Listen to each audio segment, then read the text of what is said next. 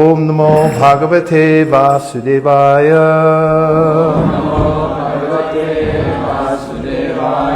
Om Namo Bhagavate Vasudevaya. Om Namo Bhagavate Vasudevaya. Narayanam Namaskritya Naram Chaiva Narottamam Devim Saraswatim Vyasam Tato Jayam Udiraye. I think I'm okay here. Thank you so much. That's good too. You never know. We might need it. With great respect, we're entering back into our reading of Srimad Bhagavatam. Tato Jayam Udirayat, our very means of conquest. And today's verse is in the 5th canto, 3rd chapter, Rishabhadeva's appearance. And today's verse is number 7, I hope. Is it? It's a prose verse, and it goes like this. Atana yapina bhavata ijayoru bhara varaya samuchitam artam iho palabhamahe. And the word for word is as follows. Ata. Otherwise. Anaya. This. Api. Even. Na. Not. Bhavataha. Of your exalted personality. Ijaya. By performance of sacrifice. Urubhara varaya. Encumbered by much paraphernalia. Samuchitam. Required. Artam. Use. Iha. Here. Upalabhamahe. We can see. Translation: we have engaged in your worship with many things and have offered sacrifices unto you, but we think that there is no need for so many arrangements to please your lordship.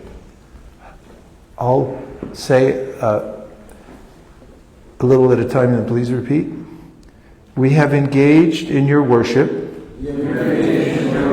with many things and have offered sacrifices unto you. But we think that there is no need for so many arrangements to please your lordship. Srila Prabhupada's purport. Srila Rupa Goswami says that if one is offered varied foods but has no appetite, the offering has no value. In a big sacrificial ceremony, there may be many things accumulated to satisfy the Supreme Personality of Godhead. But if there is no devotion, attachment, or love for the Lord, the arrangement is useless. The Lord is complete in himself, and he does not need anything from us. However, if we offer him a little water, a flower, and a tulsi leaf, he will accept them. Bhakti, devotional service, is the main way to satisfy the Supreme Personality of Godhead. It is not a question of arranging huge sacrifices. The priests were regretful, thinking that they were not on the path of devotional service and that their sacrifice was not pleasing to the Lord. Do some Mangalacharana. It's such a great pleasure to be back here. And all of you are in this mountain retreat, like Bhadir Kashram, are great sages engaged in the topmost activity of Bhakti Yoga. It's quite a wonderment to see as we drove in here, my wife and I, Bhakti Ian and Sandy drove us from the airport where people are busily engaged in going to see family or on business trips and so forth. And we felt very fortunate to be whisked away from that place and be brought here, and to be in the company of the devotees who are worshipping Sri Sri Radha Govinda in such exemplary ways, in such a beautiful mountain retreat-like temple. And we just feel very grateful for all that you're doing here as a community. And we feel grateful also to be here with you for a few days to take advantage of your association. Thank you very much for all you're doing. Hare Krishna. And today's verse is so sweet because Bhakti is very simple. It doesn't require paraphernalia, actually. It's a matter of offering from the heart and being heartfelt towards all living beings, in fact. In the 11th canto of the Srimad Bhagavatam, Krishna speaks to Uddhava volumes about many different kinds of yoga and self-realization processes. For instance, Jnana Yoga, Sankhya Yoga, Hatha Yoga. And each one of those chapters is very long. You'll be surprised, or you may have already been surprised in reading the 11th canto, that when you come to the section where Krishna teaches Uddhava about bhakti, at least I was surprised the first time I read that. Going on and on and on about Sankhya and the different elements of the universe and how to categorize everything so you can see that you're different from the body and from the cosmos itself, which is part of the cosmos. The body is part of the cosmos. And then you see the chapter on bhakti is very thin. He looked from the beginning and the end and said, it's only that thick, the bhakti part? And in it, Krishna tells Uddhava that one who's very humble and offers respect to every living being, seeing that Krishna is there within the heart. Ekopya sori taritum jagaranda kotimya shakti rasti jagaranda chayayananda andantarasta paramanu chayantarastam govindamadi purushantam aham bhajami Brahma. In his prayers, Brahma Sanhita notes how Krishna has entered within every particle of the universe, and that includes within the heart of the living entity that's always there. And Krishna says to Uddhava, if one who sees that I'm present everywhere in all living beings, and therefore shows respect to every living being. Krishna says something similar in the Bhagavad Gita, Vidya Vinaya Sambhane Brahmanega Vihastini Shuni Chaiva Shupakecha Pandita Samadarshina. He said, in my opinion, the learned person is one who sees that every body is carrying sacred living entity. And alongside the living entity, Krishna as a suhrit, the eternal friend of the soul, is seated and is offering himself Saparya Gachu Karma Kayam Avranam Ashnaviram Shuram Apapa Vinam Kavir Manishi Paribu Swayamburi Yatatyat Yatortan Viradash Shaspati Bhyasamabhyaha. Sri Upanishad says that Krishna is so kind, he comes with every living being, and since a time immemorial he's been fulfilling everyone's desire. And similarly in the Bhagavad Gita he says, Samoham sarvabhuteshu nami dveshasti na priya nabhajanti tumam bhaktya mayite shuchapyaham. That there's some living entities who he's taking care of tit for tat, whatever they desire, he fulfills. And then there's some, mayite shuchapyaham, who become enlivened in devotional service and they're worshiping him, and he says, I'm in them and they're in me in a very special way, enter into a different kind of relationship. So in the 11th canto, when Krishna speaks to Uddhava about bhakti, he said that the devotee sees this, that in every body there's a soul who's very dear to Krishna, and that Krishna is there present. The body's something superfluous, isn't it? become averse to anybody, which is the natural case in this world, where a conditioned person is attracted or repulsed by a particular external body. Krishna says in the Bhagavad Gita that this is the nature. Ita dvesha sumutena vanvamohena bharata sarvabhutani sammoham sargayanti parantapa. This is the environment we're born into, as it we're averse to some bodies and we're attracted to others based on our conditioning. If you're a sea cow, then you'll be attracted to another sea cow. And you'll think, how beautiful is that sea cow? Or the sea bull will think, how attractive is the sea cow? Based on an urge, biological urge, based on identification with the body. But a person who's Krishna conscious sees that there's a soul within every body, and Krishna's there within the heart of every living being. And then he says that the Vaishnava is so aware of this that he or she will be feel compelled to offer obeisances even to a dog. This is heartfelt, it's not something artificial. But sees the dog and then thinks, oh, there's Krishna there within the heart, and the soul is there within the heart. And Prabhupada describes how the bodies of the living entities are, as he calls a tabernacle.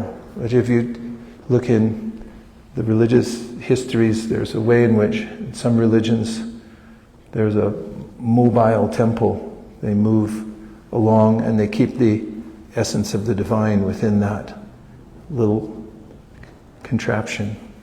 And wherever they go, nomads would set it down and they would worship. So Prabhupada then uses this metaphor and says, every body you see in this world is a tabernacle. Because the essence of the divine is there in the form of the living entity, and then Krishna is there also. So in that sense, every person, every bird, squirrel we see is a living being who's part and parcel of Krishna. Yasmin sarvani bhutani atmaivad janataha tatrako mahakashoka ekatmanmanupashita yastu sarvani bhutani atmani vanupashiti sarvabhuteshu chatmanam tatuna vijugupsate. In that way, vijugupsate means such a person doesn't hate anybody. He doesn't feel averse to any kind of living entity because he perceives or she perceives that Krishna is there within the heart. Sees all living beings, anupashyati, by following the footsteps of great souls who actually see like that, even those who don't have that perfect vision yet. They follow in the footsteps and they engage all living beings thinking that, yes, they're part and parcel of Krishna. In that way, they're never contaminated by their association in this material world. And here, in this verse, the main emphasis is that you don't need a lot of paraphernalia for bhakti. The grandiose ceremonies where there are lots of mudras and mantras and requisite paraphernalia may not be necessary to please Krishna. This is the point. We have a prime example of this in Vrindavan 1975 when Prabhupada opened the Krishna Balaram Mandir in Vrindavan. He had invited many of the local Brahmana pundits who know the rituals for opening a temple and installing deities. If you've ever seen the installation of a deity, it's quite extensive. At least it is in Vrindavan. And you tie a golden wire from the Lord to one of the priests, and then there have to be seven or 10 or 14 virgins there when they unveil the eye veil from the Lord. There are so many ceremonies, it goes on for days. And that's what happened in Vrindavan. Prabhupada sat for all of them. He didn't look entirely enlivened or engaged. And simultaneously there was a uproarious Harinam Kirtan going on, a stand-up kirtan, It was just kol kartal. Lots of new drums from the marketplace and new kartals. And lots of new devotees, because that's all there were in 1975. And they were chanting, dancing, Hare Krishna, Hare Krishna. Prabhupada wrote in his purport afterwards, all of the other Brahminical ceremonies were not necessary. So all that was necessary for the installation of the deity in that ceremony was the kirtan that was going on by the Europeans and Americans who were there in that kirtan. And Prabhupada has a similar approach to many of the ways in which we worship the Lord. For instance, around 1975-76, he had asked for a padati for worshiping the deity, and he said that he wanted the Hari Bhakti Vilas. If you've read that about deity worship, it's quite extensive. But he said he wanted it condensed to about 25 pages. And Satsvarup Maharaj tells about how, Pradyumna, he tells about how when he was getting ready to perform a fire ceremony for Prabhupada, and he was stressing over which elements to include. And he asked Prabhupada, should I do it this way, that way? And he said, Prabhupada leaned over and he said, shortcut. And it doesn't mean that one should be whimsical about performing deity worship. One should follow the Shastra very carefully. In fact, Krishna himself, with great care and attention, describes the process of deity worship, also in the 11th canto to Sri Uddhava. And we do have a padati that we should follow. But it's not all the extra ceremonies and rituals that we perform that makes it effective. It's the spontaneous, natural devotion that the devotee offers. And there's no better verse for this than Patram Pushpam Palam Toyam Yome Bhakti Prayachiti Taraham Bhakti Paritam Ashnami Paritatmanaha.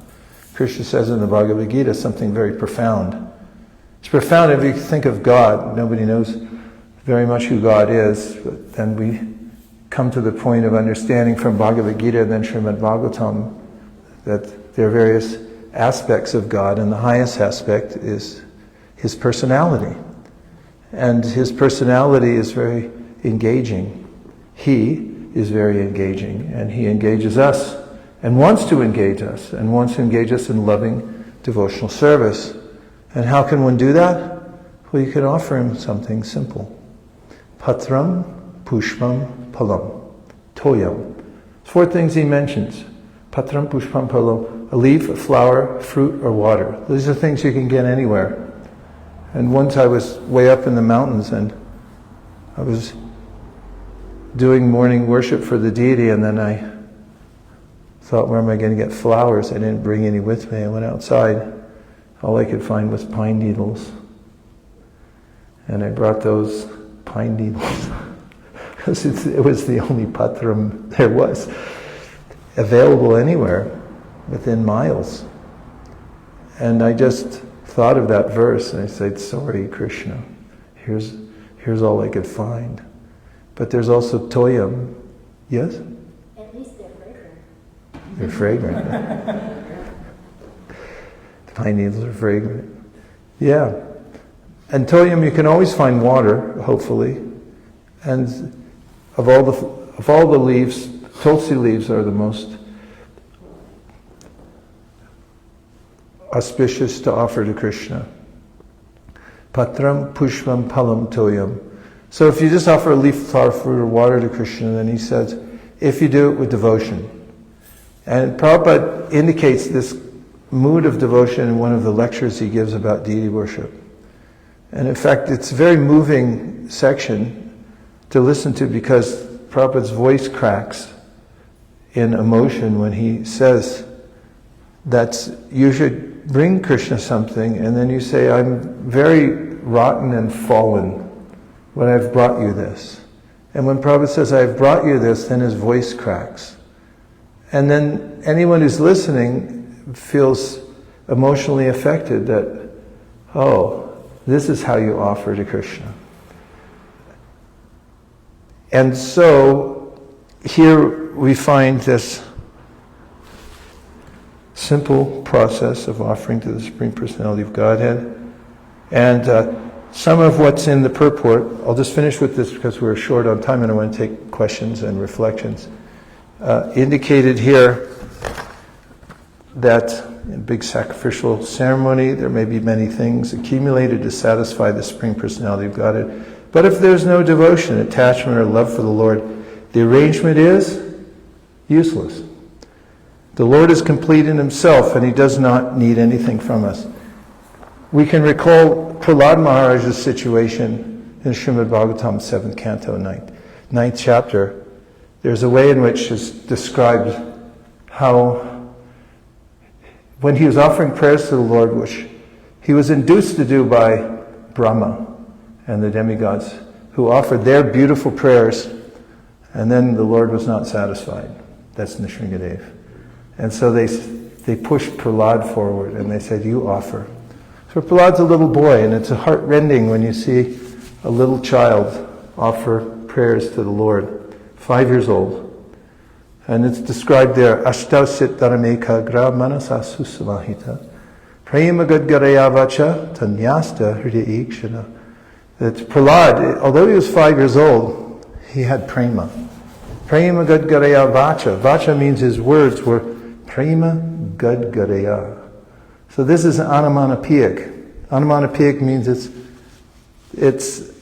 the sound of the phrase or word is reminiscent of the actual sound that takes place in nature. Like in Bengali, a crow is called ka-ka, because crows go ka-ka. And so onomatopoeia gadgaraya, gadgara, is the imitation of the stammering of the voice. It's one of the symptoms of ecstasy.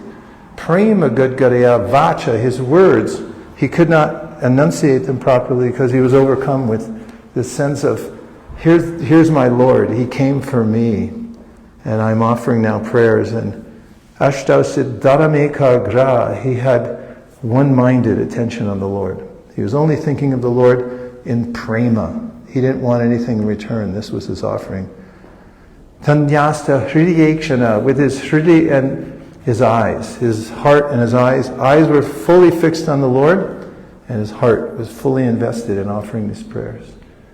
And then he starts off, Prahlada vacha ramadaya suragana muniyota siddha satvaikatana gatayo vacha sampravahe naraditum puruganad adanapi piprukin toshna marhati same har ugrajate. He says, does Prahlad, Brahmadaya, Brahma and Adaya, etc. is in Sanskrit, Adaya. Brahma and all these demigods have offered prayers, perfect Sanskrit. And also, they're in the mode of goodness. He says, who am I? Ugrajate. I come from the lowest family. Who's my father? Who's Prahlad's father? Great family, right? Who's your dad? Hiranyakashipu. You're going to offer prayers to the Lord after Brahma, after Shiva, after all the siddhas, perfected beings from the higher planetary system. He's saying, who am I? I've come here. And then he says, Manye dana bijanarupa tapasu tojas teja pravava bala parusha buddha yoga naradhanai hi bhavanti parasipunso bhaktya tutosha bhagavanga jayutapaya. He starts listing all of the qualities of very exalted people. Do you know any very exalted people who have qualities and you look at them and you say, like, how can they play like that? Or how can they think like that? How did they get so good looking? You can't take your eyes off them. So he names all these things. Manye, Dana, Bija, Rupa, Tapasu, Taujas. These are all about how people have qualifications in this world. They're strong, they look good, they're smart, they can do somersaults. That whatever it is they can do. He says, but I don't think this pleases the Lord. None of these things in and of themselves give the Lord any pleasure. Then he has this remembrance, Bhaktya tutosha bhagavan gajayutapaya. He remembers the king of the elephants, Gajendra. He's just an elephant, an animal. And Elephant Gajendra, when he was caught by the crocodile and then couldn't get free and he wanted to get help from the Lord, he offered his prayers. You remember from his last life. Only thing he could do, he found a flower in the water and he just pulled it out and offered to the Lord who came to rescue him. And simple elephant prayers. Who knows what that sounds like? And he says, Bhaktya tutosha, that bhakti, that simple bhakti, that's tutosha, that's what pleased the Lord. Bhaktya tutosha, Bhagavan Gajayutapaya. The Lord was pleased by the king of the elephants. Then he says, Vipradvishad guna yatara ravindanama. Padaravinda vimukashvapacham varishtam manyetar arpita mano achanehitarta pranam punati sakulam nataburimana. I think that even if somebody's a brahmana, they've got the varnashrama down cold. They do everything right in the varnashram system. And they're the topmost, they're the brahmana. There's a book called Sanat Sujata that says, here's everything you have to do to be a perfect brahmin. So he said, I think that even if they do that, but they don't have devotion to you, my Lord, he said, I think there's somebody better than that. That's the person who comes from a family that for Thanksgiving dinner, they have dogs. That's what they cook at home. But if somebody comes from that background, doesn't know anything about Sanat Sujata, no Brahminical orientation, but they have that simple bhakti in their heart for you, my Lord. Even if they come from Shwapacha, they cook dogs, at least their family does, and that person has bhakti to you, he said, that person can purify not only him or herself, but also their whole family, what to speak of many other people. And he says, just what's said here, Naivatmara parapuryam nija labha purno manam janam avirusa karano vranite yadshano bhagavate vidhita kamam tachchatmane pratimukasi yata mukashri.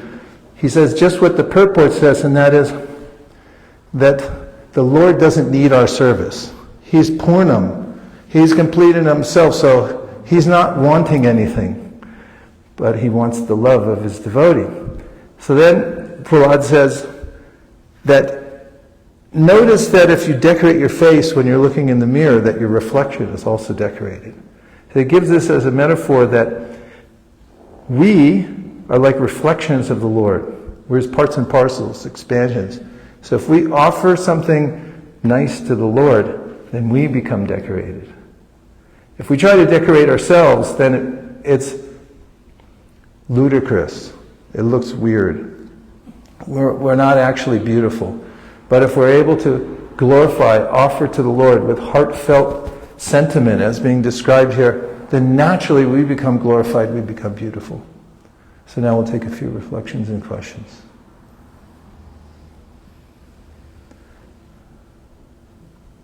Yes, Nira Kula? Do we have a microphone? Go ahead and start and I'll repeat so your friends at home can hear. The phrase Urvara, The phrase, paraphernalia, yes? caught my attention. Uru Bhara Varaya. Yes? Encumbered by much paraphernalia. It reminds me, I heard Prabhupada say, She's heard Prabhupada say, the phrase unnecessary necessity. she's heard Prabhupada say the phrase unnecessary necessities. And it reminded me of that. And it reminded her of that. And I know in this context it's speaking about And she knows in this context it's speaking about what they were using to work. what they're using to offer to the Lord. But I often feel But she often feels encumbered by too much paraphernalia. in our seva and in our household. We use in our seva and our household. And I'm just wondering if it's the same kind of. Wondering if it's the same kind of thing. Well, there's a verse in the 10th canto, 14th chapter, in which Brahma, who's offering prayers to the Lord, says that if one lives in a house and has paraphernalia and a family, and it's all offered to the Lord, then it all becomes transcendental paraphernalia. And on the other hand, if not, then it becomes a prison house. And all the attachments become shackles that hold us down. So we look and see the residents of Vrindavan, who are known to be the highest and most celebrated of all devotees, they live in houses. They have paraphernalia. And everything, of course, is used for Krishna. Therefore, it is beautiful. And simple things. In Vrindavan, they use grinding mortars, and they have simple paraphernalia. Even nowadays, in Vrindavan, there are people who live very simply, but they worship, for instance, at Govardhan Hill, they'll have a deity of Giriraj. And their offerings are not very fancy. They bring something on a plate and they put it in front of the Lord and they say, "You're going to starve." This is a sense of spontaneity that they have. Reflections, questions, anything to expand the conversation? Yes? Bhakti Ian. Hare Krishna. Hare Krishna. So, how does one go from, I know the mantras for offering prasadam. How does one go from, I know the mantras for offering prasadam? I know I'm supposed to be doing this and love. I know I'm supposed to. I want to love. I want to love Krishna.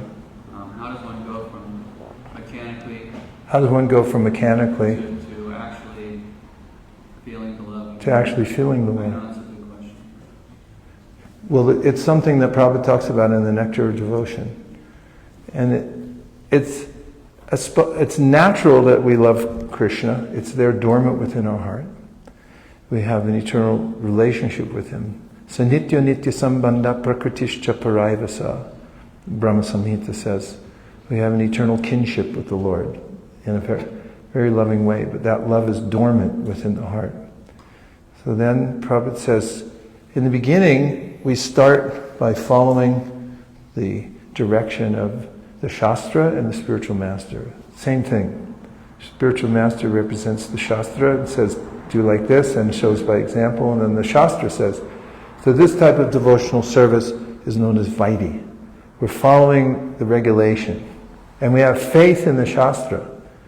And then Prabhupada says, as we do that, gradually we're stimulated because we're around Krishna, and after all, Krishna is beautiful and sweet.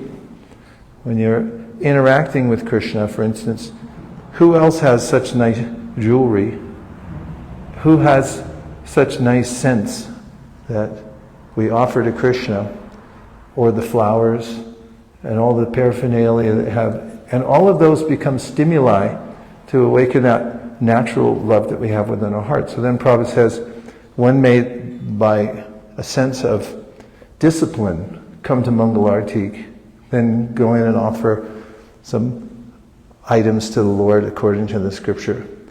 But then he says there's a way in which you start thinking, oh, I'm looking forward to it. I want to wake up for Mangalartik, and then you start thinking, how can I get even nicer things for the Lord? And he explains this spontaneous devotion in a very simple way. It's already there. As we practice our devotional service by some regulation, then by the association of Krishna and the devotees, a natural sense of enthusiasm to worship Krishna awakens within the heart as we continue in that way. So that's the natural result. Iti sadhya bhavet sadhya bhavasa saranavido. As the Rupa Goswami describes in the Bhakti Rasamrita Sindhu, what's Vaidhi Bhakti pregnant with? He says it's pregnant with Bhava Bhakti. Bhava Bhakti is the next stage, but how do you get there? He says very definitively you get there by Vaidhi Bhakti. What's within Vaidhi Bhakti? The potentiality to awaken Bhava Bhakti. So Prabhupada gave us association of Krishna through the authorized process, and he also gave us the prayers, like worshipping Tulsi Devi. It's best to be attentive to those, to find out what they mean, and then try to offer them in a conscious way. And then from a conscious way it becomes more heartfelt. And then it's quite natural to love Krishna. It's the natural state of the soul to love Krishna. And that will be awakened by this process that we're doing now. In fact, we're doing what's called Raga Bhakti before we have taste. It's not that we're not practicing Raga Bhakti, we're just Vaidhi Bhaktis. It's called Ajata Ruchi, Vaidhi Sadhana Bhakti. That the kind of things we're doing follow in the footsteps of the 6 Goswamis of Vrindavan. I mean, who does this kind of stuff? Offering flowers to the Lord, offering incense. What to speak of how I started the class with the sense of Krishna's within the heart of every living being, and then going out to offer them an opportunity to take to Krishna consciousness. These are all advanced techniques of devotional service. Even if we don't have taste for them, by participating in them, gradually our taste will awaken. Oh, somebody else? Yes. So, going off what Ian said. Going off of what Ian said. Thinking about faith and works. Thinking about faith and works. Somebody could read today's verse and purport and feel, I don't have to do anything. Somebody might read today's verse and say, I don't have to do anything. I can just love God. I can just love God. I don't have to do any works. It's saying, I don't have to do any works. So I can just love God. I can just love God. How would we answer that? How would we answer that? We have deity worship. We have deity worship. We have so many things. We have so many things. But somebody can just say, well, I just love God. I just love God. I don't have to do anything. Well, try it out on your wife. No, really, it's practical. When she comes home, said, I love you. I didn't clean the house and I didn't cook you dinner. But I do love you. And see what she says. And you can judge from that how well that philosophy works. There are stages of loving Krishna. The first awakening stage, according to Rupa Goswami, he describes how we're in a neutral stage. We have a sense for the fact that God is all around us and He's great. And he describes how yogis can sit and just contemplate the horizon and think, oh my Lord, you're everywhere, you're within everything. And Shantaras. But when Shantaras is stimulated a little bit, then there's a natural sense I want to do something for that person. I want to do something, I want to bring you something. And Dasyaras awakens. And in that way there's compounding in our service, emotion that builds up, and then there's other, as you know, types of devotional service. So in a very practical way, we express ourselves through love. We have that practical experience, and it's the same way with Krishna.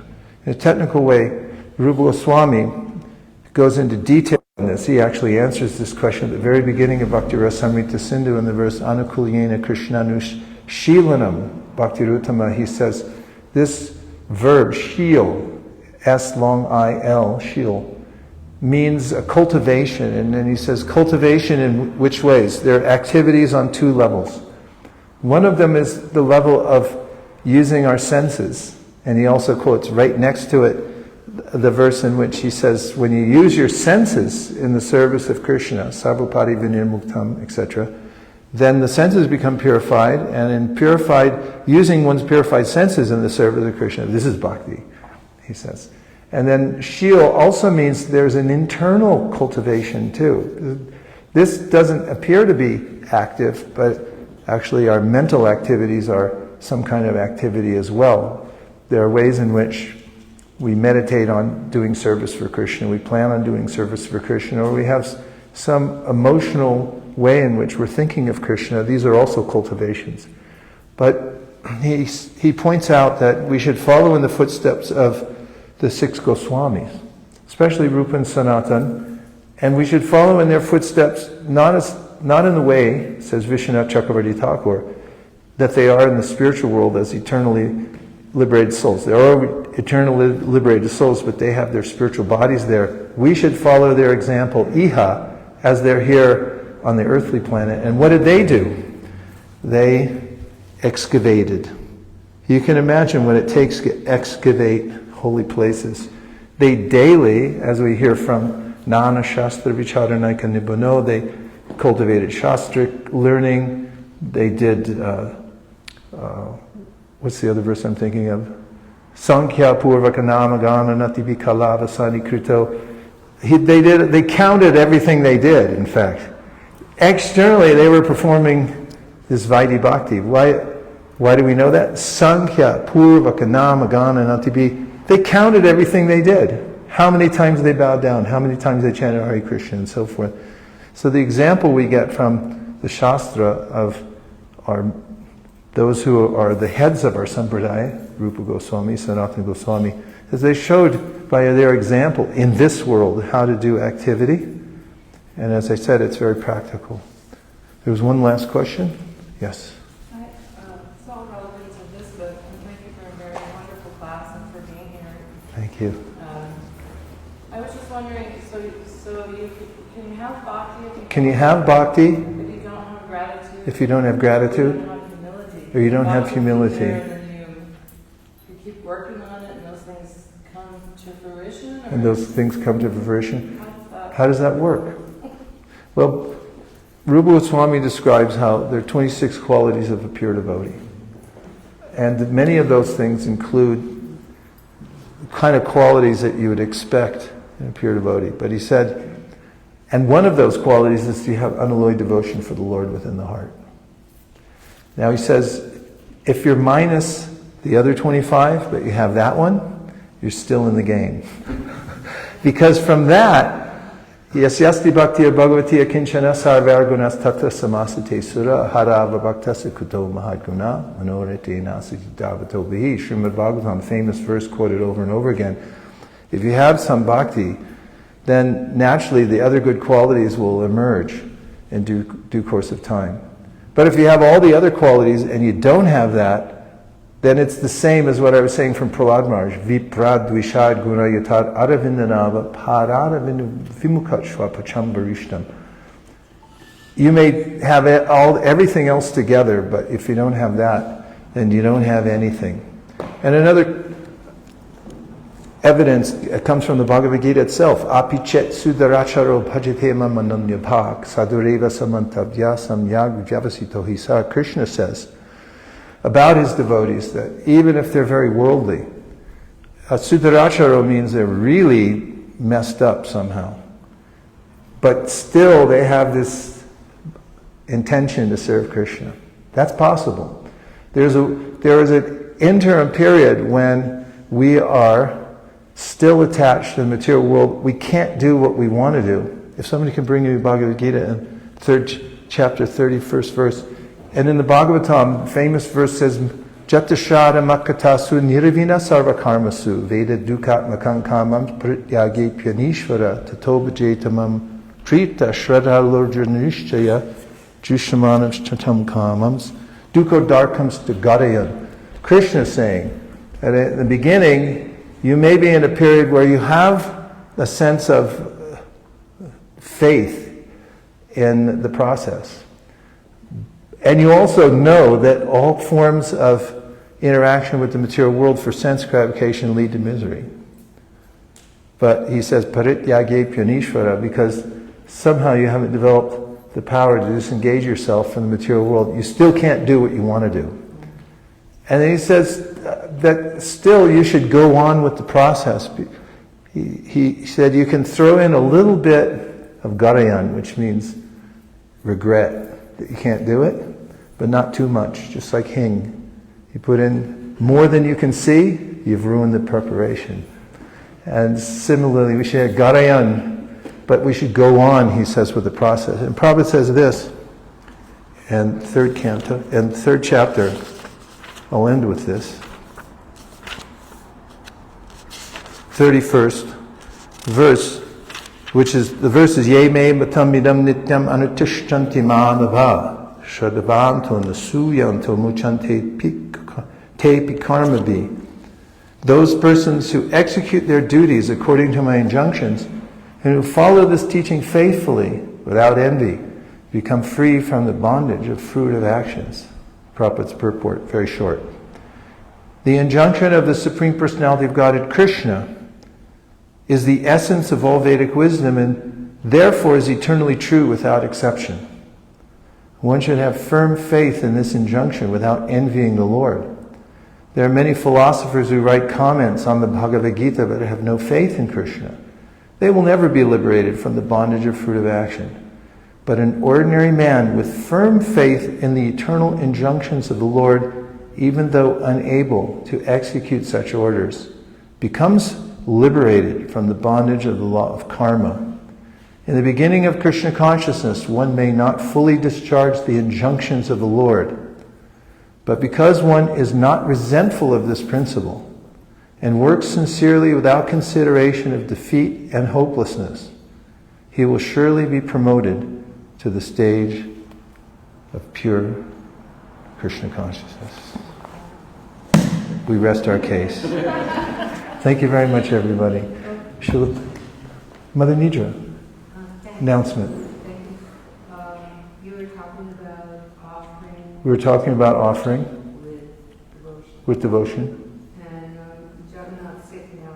And Jagannath is sick now. So when Jagannath was living in Boulder. When Jagannath was living in Boulder. In the late 60s. In the late 60s. When it was winter. When it was winter. There were no flowers. And there were no flowers. So they would make a bough of juniper. They would make a bough of juniper pine. And for garlands. For garlands. And offer just like that. And offer just like that. With their love. With their love. The landlord evicted them. The landlord evicted them. From the temple. Evicted them from their temple.